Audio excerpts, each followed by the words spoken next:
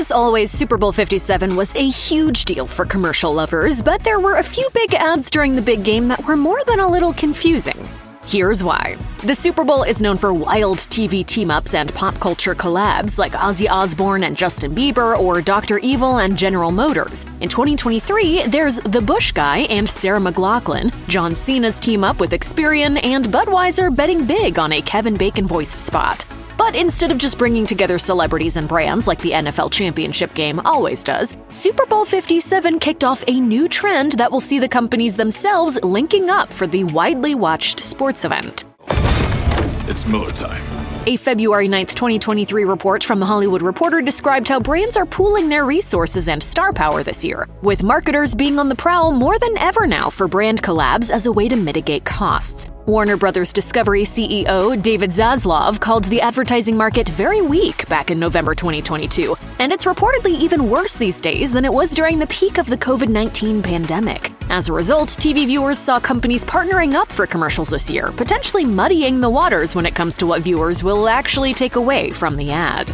Brad was so much better for you. You should have gone with Brad. Yeah, Brad. Are you serious? For example, Michelob Ultra's Super Bowl collaboration with Netflix for its new golf documentary series Full Swing. The first episode actually premieres via a QR code on the can, as Ricardo Marquez, vice president of marketing for Michelob Ultra, explained in a statement.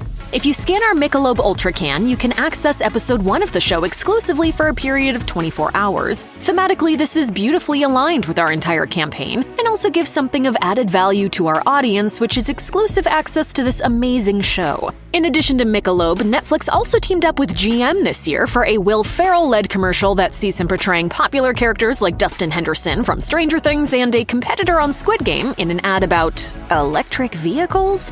In similar fashion, brands like Coors and DraftKings, Marvel and Heineken, Michelob and Instacart, and a number of others also decided to work together on Super Bowl ads this year, which, according to marketing execs who spoke to The Hollywood Reporter under the condition of anonymity, is all due to the market climate. Northwestern University marketing professor Tim Kelkins told the outlet, "The efficiency argument is pretty compelling because doing a Super Bowl ad campaign is enormously expensive. It's not just the ad time, it's everything that goes around it, all the other events, all the other activities that becomes wildly expensive." Netflix didn't do any standalone ads this year during the big game, which is a first for the streaming giant. According to The Hollywood Reporter, GM gave Netflix full and total control over creating their commercial and simply provided the vehicles for the entertainment company to use however they saw fit. Deborah Wall, chief marketing officer at GM, said in a statement, "Netflix is a great partner because of the company's compelling storytelling, commitment to sustainability, and track record of sparking conversations that shape cultural trends."